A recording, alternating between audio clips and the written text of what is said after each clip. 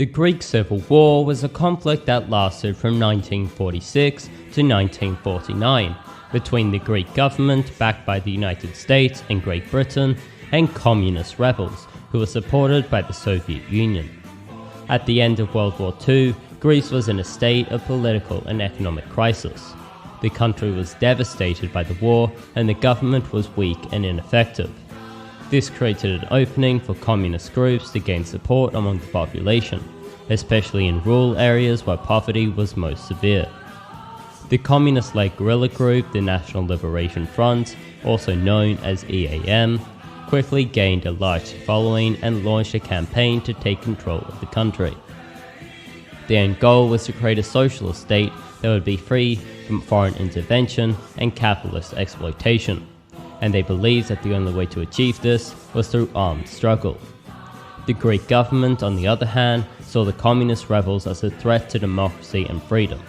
The government was backed by the United States and Great Britain, who saw the conflict as part of the broader Cold War struggle against the Soviet Union.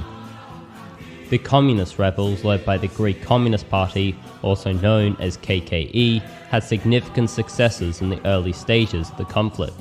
They controlled large parts of the countryside and were able to establish liberated zones, where they set up their own governments. The government responded by launching a series of military offensives, which were often brutal and indiscriminate. This led to widespread human rights abuses, including torture, execution, and forced displacement of civilians. The communist rebels, while not without their own atrocities, presented themselves as a force for justice and liberation. They argued that they were fighting against a corrupt and oppressive government that was aligned with fascist and capitalist interests.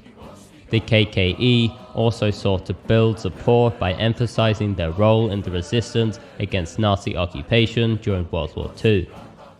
The conflict in Greece attracted international attention and support.